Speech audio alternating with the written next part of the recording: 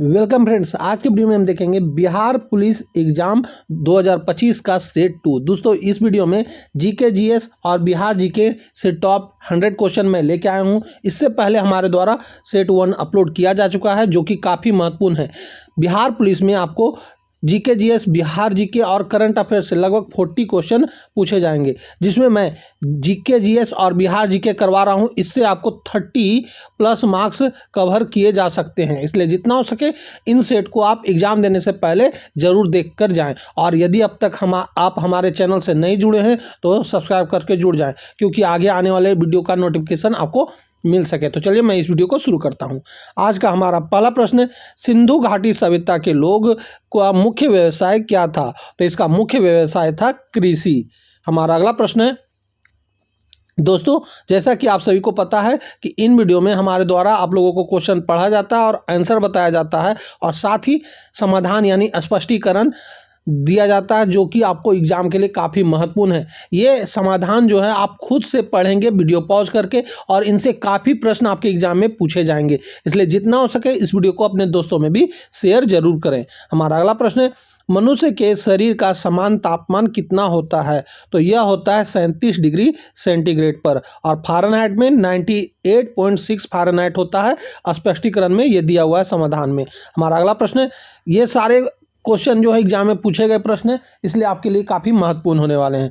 बिहार में स्थित महाजनपदों की संख्या कितनी थी? तो यह थी 3। हमारा अगला प्रश्न है, वाशिंग सोडा का रासायनिक नाम क्या है? दोस्तों यह वेरी इंपॉर्टेंट क्वेश्चन है, और प्रत्येक सेट से आपको लगभग 5 से 7 मार्क्स आपके एग्जाम में पूछे जाने की संभावना है, इसलिए जितना हो सके इन वीडियो को एग्जाम देने से पहले जरूर देख के जाएं। ये कम से कम है, मैक्सिमम आपको 10-12 भी क्वेश्चन भिड़ सकते हैं, इसलिए इन वीडियो को बार बार आप देखते चलेंगे। तो वाशिंग सोडा का रासायनिक नाम है सोडियम कार्बोनेट। हमारा अगला प्रश्न है, भारतीय संविधान में पहला संशोधन किस वर्ष किया गया था? तो यह किया गया था 1951 में। हमारा अगला प्रश्न है, बिहार में स्थित एकमात्र राष्ट्रीय उद्यान का नाम क्या है? तो यह है वाल्मीकि राष्ट्रीय उद्यान। दोस्तों यह क्वेश्चन आपके एग्जाम में पूछा जाएगा ही, क्योंकि यह बिहार से रिलेटेड प्रश्न है, और यह क्वेश्चन जो है काफ़ी बार एग्जाम में पूछा भी गया है, तो ये आपको याद रखना है। हमारा अगला प्रश्न है, निम्नलिखित में से कौन एक अदिश राशि है? तो यह है कार्य। हमारा अगला प्रश्न है, गौतम बुद्ध ने अपना पहला उपदेश कहाँ दिया था? तो यह दिया था सारनाथ में। दोस्तों यह क्वेश्चन आपके लिए काफ़ी महत्वपूर्ण है, और इससे आपको लगभग 7 से 8 मार्क्स तक एग्जाम में पूछे जाने की संभावना है, इसलिए जितना हो सके इस वीडियो को अपने दोस्तों में शेयर जरूर करें। हमारा अगला प्रश्न है, बिहार की प्रसिद्ध लोक छठ पूजा किस देवता को समर्पित है? तो यह सूर्य देवता को समर्पित है। हमारा अगला प्रश्न है, टाइफाइड रोग शरीर के किस अंग को प्रभावित करता है? तो यह आंत को प्रभावित करता है। हमारा अगला प्रश्न है, गुलाम वंश का संस्थापक कौन था? तो यह है कुतुबुद्दीन ऐबक। दोस्तों इस वीडियो में हमारे द्वारा क्वेश्चन पढ़ा जाता है और आंसर बताया जाता है, ताकि आपको कम समय में ज़्यादा प्रश्न देखने को मिल सके, और स्पष्टीकरण जो है समाधान आप खुद से पढ़ेंगे, क्योंकि इससे काफ़ी क्वेश्चन आपके एग्जाम में पूछे जाने की संभावना है। हमारा अगला प्रश्न है, बिहार से राजभाषा के लिए कितने सदस्य चुने जाते हैं? राज्यसभा के लिए तो यह चुने जाते हैं 16 सदस्य, और टोटल लोकसभा सदस्य होते हैं 40, ये भी आपको याद रखना है। हमारा अगला प्रश्न है, द्रविड पेट्रोलियम गैस का मुख्य घटक क्या है? तो यह है प्रोपेन और ब्यूटेन। हमारा अगला प्रश्न है, बिहार के किस जिले में ककोलत जलप्रपात स्थित है? तो यह स्थित है नवादा में। हमारा अगला प्रश्न है, किस गुप्त शासक को कविराज भी कहा जाता है? तो यह कहा जाता है समुद्रगुप्त को। हमारा अगला प्रश्न है, अनुवांशिकी का जनक किसे कहा जाता है? तो यह ग्रेगर मेंडल को कहा जाता है। हमारा अगला प्रश्न है, पटना कलम किस कला से संबंधित है? तो यह ब्रिटिश काल से संबंधित है। हमारा अगला प्रश्न है, वायुयानों के टायरों में कौन सी गैस भरी जाती है? तो यह भरा जाता है नाइट्रोजन। हमारा अगला प्रश्न है, राष्ट्रपति को पद की शपथ कौन दिलाता है? दोस्तों यह क्वेश्चन भी आपके एग्जाम में पूछे जाने की बहुत ज़्यादा संभावना है, इसलिए यह आप याद रखिएगा। इसको शपथ दिलाया जाता है भारत के मुख्य न्यायाधीश के द्वारा। दोस्तों यह वीडियो आप लोगों के लिए काफ़ी महत्वपूर्ण है, क्योंकि इनसे लगभग आपको 8 से 10 मार्क्स हो सके तो 12 मार्क्स तक पूछे जाने की संभावना है, इसलिए जितना हो सके इस वीडियो को अपने दोस्तों में भी शेयर जरूर करें। हमारा अगला प्रश्न है, बिहार का प्रथम मुस्लिम विजेता कौन था? तो यह था बख्तियार खिलजी। हमारा अगला प्रश्न है खट्टे दूध या दही में कौन सा अम्ल पाया जाता है? तो यह पाया जाता है लैक्टिक अम्ल। हमारा अगला प्रश्न है फॉरवर्ड ब्लॉक की स्थापना किसने की थी? तो सुभाष चंद्र बोस ने किया था। और यह कब किया गया था? तो 1939 में। हमारा अगला प्रश्न है देसरे कथा पुस्तक के लेखक कौन हैं? पुस्तक भी आपसे एग्जाम में पूछे जाएंगे, इसलिए इसे आप याद रखिएगा। देसरे कथा जो है यह सखाराम गणेश देउस्कर के द्वारा किया गया था। हमारा अगला प्रश्न है लाल रक्त कणिकाओं का जीवन काल कितना होता है? यानी आरबीसी की बात कही जा रही है, तो यह 120 दिन होता है। हमारा अगला प्रश्न है बिहार छात्र सम्मेलन का 16वां अधिवेशन कहाँ हुआ था? तो यह हुआ था हजारीबाग में। हमारा अगला प्रश्न है भारत की संविधान सभा का संवैधानिक सलाहकार कौन था? तो ये थे BN राव। हमारा अगला प्रश्न है मतलब बेनेगल नरसिंह राव, ये आप याद रखिएगा, फुल फॉर्म है। प्रतिरोध का एसआई मात्रक क्या है? तो यह होता है ओम। हमारा अगला प्रश्न है बिहार के असहयोग आंदोलन के प्रमुख नेता कौन थे? तो ये थे राजेंद्र प्रसाद और हसन इमाम। हमारा अगला प्रश्न है आवर्त सारणी के आविष्कारक कौन थे? तो ये थे दिमित्री मेंडलीव।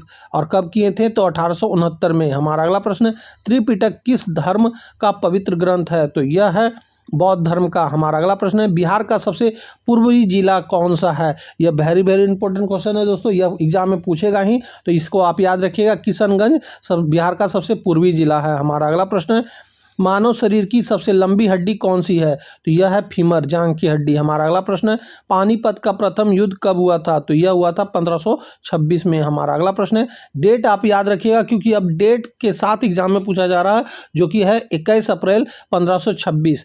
हमारा अगला प्रश्न है बिहार के द्वितीय राजकीय भाषा कौन सी है?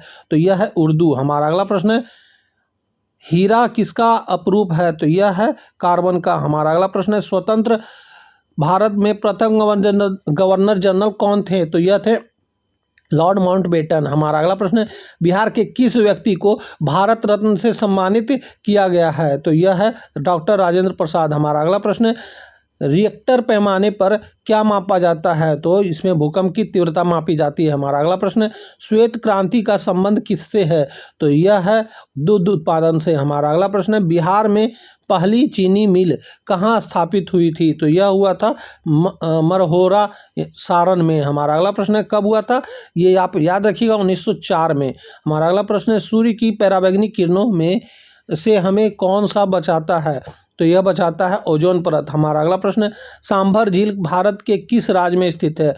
तो यह स्थित है राजस्थान में। हमारा अगला प्रश्न है बिहार के प्रथम राज्यपाल कौन थे? तो यह थे जयराम दास दौलत राम। हमारा अगला प्रश्न है बिजली के बल्ब का फिलामेंट किस धातु का बना होता है? तो यह बना होता है टंगस्टन का। हमारा अगला प्रश्न है वित्त आयोग का गठन संविधान के किस अनुच्छेद के तहत किया जाता है? तो यह किया जाता है अनुच्छेद 280 के तहत। हमारा अगला प्रश्न है फल्गु नदी किस स्थान पर गंगा नदी में मिलती है? तो यह मिलती है मुंगेर के पास। हमारा अगला प्रश्न है पेस मेकर का संबंध शरीर के किस अंग से है? तो यह होता है हृदय से। हमारा अगला प्रश्न है मौर्य साम्राज्य की राजधानी क्या थी? तो यह थी पाटलिपुत्र। हमारा अगला प्रश्न है बिहार के किस जिले की सीमा नेपाल और उत्तर प्रदेश दोनों से लगती है? तो वह है पश्चिम चंपारण। दोस्तों यह क्वेश्चन आपके एग्जाम में पूछा ही जाएगा, इसलिए आप इसे याद रखिएगा। बिहार के किस जिले की सीमा नेपाल और उत्तर प्रदेश से लगती है? तो यह पश्चिम चंपारण है। दोस्तों इस वीडियो से आपको लगभग 7 से 8 मार्क्स, हो सके तो 10 से 12 मार्क्स तक पूछे जा सकते हैं, इसलिए जितना हो सके इस वीडियो को आप देखें और अपने दोस्तों में भी इस वीडियो को शेयर जरूर करें। और साथ ही साथ अगर आप हमारे चैनल से नए जुड़े हैं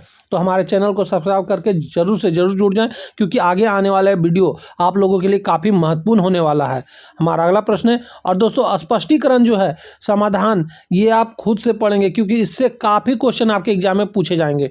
हमारा अगला प्रश्न है जंग लगना कौन सी अभिक्रिया है? तो यह है ऑक्सीकरण और अपचयन अभिक्रिया। हमारा अगला प्रश्न है आराम हराम है का नारा किसने दिया था? तो यह जवाहरलाल नेहरू ने दिया था। हमारा अगला प्रश्न है बिहार में सिंचाई का मुख्य स्रोत क्या है? तो यह है नलकूप। हमारा अगला प्रश्न है कारों के में पीछे का दृश्य देखने के लिए किस दर्पण का उपयोग होता है? तो वह है उत्तल दर्पण का। हमारा अगला प्रश्न है सती प्रथा पर प्रतिबंध किसने लगाया था? तो यह लगाया गया था लॉर्ड विलियम बेंटिंक जी के द्वारा। यह कब लगाया गया था? 1829 में। हमारा अगला प्रश्न है बिहार का प्रसिद्ध सोनपुर पशु मेला किस नदी के तट पर लगता है? तो यह गंगा और गंडक के संगम पर लगता है। हमारा अगला प्रश्न है, सर्वग्राही रक्त समूह कौन सा है? तो यह है AB। दोस्तों यह प्रश्न आपके एग्जाम में लगभग 5 से 6 बार पूछा जाएगा, इसलिए इसको आप याद रखिएगा। सर्वग्राही रक्त समूह को AB को कहा जाता है। हमारा अगला प्रश्न है, भारतीय अंतरिक्ष कार्यक्रम का जनक किसे माना जाता है? तो यह माना जाता है विक्रम साराभाई को। हमारा अगला प्रश्न है, बिहार की सबसे लंबी नदी कौन सी है? तो यह है गंगा। हमारा अगला प्रश्न है, रॉकेट किस सिद्धांत पर कार्य करता है? तो यह कार्य करता है संवेग संरक्षण सिद्धांत पे। हमारा अगला प्रश्न है, किस देश को उगते सूरज का देश कहा जाता है? तो यह है जापान। हमारा अगला प्रश्न है, 2011 की जनगणना के अनुसार बिहार का जनसंख्या घनत्व कितना है? तो यह है 1106 व्यक्ति वर्ग किलोमीटर। दोस्तों यह क्वेश्चन आपके एग्जाम में पूछा जाएगा ही, इसलिए इसको आप याद रखिएगा कि 1106 व्यक्ति प्रति वर्ग किलोमीटर है बिहार की जनसंख्या घनत्व। हमारा अगला प्रश्न है, टेलीफोन का आविष्कार किसने किया था? तो यह किया गया था अलेक्जेंडर ग्राहम बेल के द्वारा। हमारा अगला प्रश्न है, बुलंद दरवाजा कहाँ स्थित है? तो यह स्थित है फतेहपुर सीकरी में। हमारा अगला प्रश्न है, बिस्मिल्लाह खान का संबंध किस वाद्य यंत्र से है? तो यह है शहनाई से। हमारा अगला प्रश्न है, पोलियो का टीका किसने विकसित किया? तो यह किया गया था जॉन इसाल के द्वारा। हमारा अगला प्रश्न है, भाषा के आधार पर गठित होने वाला भारत का पहला राज्य कौन सा था? तो यह था आंध्र प्रदेश। हमारा अगला प्रश्न है, बिहार का राजकीय वृक्ष कौन सा है? तो यह है पीपल। हमारा अगला प्रश्न है, लोहे को जंग लगने से बचाने के लिए उस पर जस्ते की परत चढ़ाने की प्रक्रिया को क्या कहते हैं? तो यह कहा जाता है गैल्वेनीकरण। हमारा अगला प्रश्न है, विंग्स ऑफ फायर किसकी आत्मकथा है? तो यह APJ अब्दुल कलाम की कथा है। हमारा अगला प्रश्न है, बिहार में सर्वाधिक साक्षर वाला जिला कौन सा है? तो यह है रोहतास। दोस्तों रोहतास का आप परसेंटेज याद रखिएगा, सबसे शिक्षित है 73.37, जबकि पूर्णिया जो है सबसे कम साक्षर वाला जिला है 51.08। यह क्वेश्चन आपके एग्जाम में पूछे जाने की बहुत ज़्यादा संभावना है। हमारा अगला प्रश्न है, पेनिसिलिन की खोज किसने की थी? तो यह किया गया था अलेक्जेंडर फ्लेमिंग के द्वारा। हमारा अगला प्रश्न है, भारत में ब्लू सिटी के नाम से किस शहर को जाना जाता है? तो यह है जोधपुर। हमारा अगला प्रश्न है, मौर्य काल में शिक्षा का सर्वाधिक प्रसिद्ध केंद्र कौन सा था? तो यह था तक्षशिला। हमारा अगला प्रश्न है, प्रकाश संश्लेषण की क्रिया में पौधे किस गैस का उपयोग करते हैं? तो यह किया जाता है कार्बन डाइऑक्साइड का। हमारा अगला प्रश्न है, भारत में सशस्त्र बलों का सर्वोच्च सेनापति कौन होता है? तो यह होता है राष्ट्रपति। हमारा अगला प्रश्न है, मुंगेर निम्नलिखित में से किसकी राजधानी थी? तो यह राजधानी थी मीर कासिम की। हमारा अगला प्रश्न है, हैजा रोग किसके कारण होता है? तो यह होता है जीवाणु के कारण। हमारा अगला प्रश्न है, ग्रांड ट्रंक रोड का निर्माण किस शासक ने करवाया था? तो यह करवाया गया था शेरशाह सूरी जी के द्वारा। हमारा अगला प्रश्न है, बिहार प्रांतीय किसान सभा का गठन कब हुआ था? तो यह हुआ था 1929 में। हमारा अगला प्रश्न है, दाब का एसआई मात्रक क्या है? तो इसका एसआई मात्रक होता है पास्कल। हमारा अगला प्रश्न है, पृथ्वी के सबसे निकट का ग्रह कौन सा है? तो यह है शुक्र। हमारा अगला प्रश्न है, सदाकत आश्रम की स्थापना किसने की थी? तो यह किया गया था मजहरुल हक के द्वारा। हमारा अगला प्रश्न है, कंप्यूटर की अस्थायी मेमोरी को क्या कहते हैं? तो यह कहा जाता है रोम, यानी रीड ओनली मेमोरी। हमारा अगला प्रश्न है, पोंगल किस राज्य का प्रमुख त्यौहार है? तो यह तमिलनाडु का है। हमारा अगला प्रश्न है, बिहार में बराबर की गुफाएं कहाँ स्थित है? तो यह स्थित है जहानाबाद में। हमारा अगला प्रश्न है, मछलियाँ किसकी सहायता से सांस लेती है? तो यह लेती है गलफड़े से। हमारा अगला प्रश्न है, मुगल सम्राट अकबर का मकबरा कहाँ स्थित है? तो यह स्थित है सिकंदराबाद में। सिकंदरा में। हमारा अगला प्रश्न है, बिहार विभूति के नाम से किसे जाना जाता है? तो यह जाना जाता है अनुग्रह नारायण सिंह जी को। हमारा अगला प्रश्न है, ब्रह्मांड का अध्ययन क्या कहलाता है? तो यह कहलाता है कॉस्मोलॉजी। हमारा अगला प्रश्न है, रामकृष्ण मिशन की स्थापना किसने की थी? तो यह किया गया था स्वामी विवेकानंद जी के द्वारा। हमारा अगला प्रश्न है, सिमरिया मेला बिहार में कहाँ आयोजित होता है? तो यह होता है बेगूसराय में। हमारा अगला प्रश्न है, हमारे भोजन में आयोडीन की कमी से कौन सा रोग होता है? तो यह होता है घेंगा रोग। हमारा अगला प्रश्न है, भारत की सबसे ऊंची पर्वत चोटी कौन सी है? तो यह है गॉडविन ऑस्टिन K2। इसका जो ऊंचाई है 8611 मीटर है, ये आपको याद रखना है।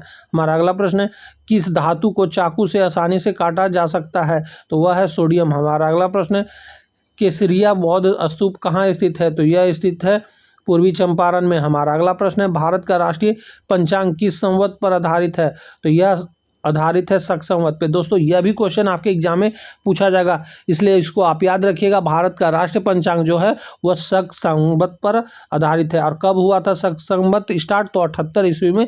ये भी आपको याद रखना है। हमारा अगला प्रश्न है, एक स्वस्थ मनुष्य का हृदय 1 मिनट में औसतन कितनी बार धड़कता है? तो यह धड़कता है 72 बार। हमारा अगला प्रश्न है, नालंदा विश्वविद्यालय की स्थापना किस युग में हुई थी? तो यह हुआ था गुप्त युग में। हमारा अगला प्रश्न है, भविष्य की धातु किसे कहा जाता है? तो यह टाइटेनियम को कहा जाता है। हमारा अगला प्रश्न है, राष्ट्रीय कवि रामधारी सिंह दिनकर का जन्म बिहार में कहाँ हुआ था? तो यह हुआ था सिमरिया बेगूसराय में। तो दोस्तों यहीं पे हमारा यह वीडियो समाप्त होता है। इसमें टोटल 100 क्वेश्चन हमने करवाया है।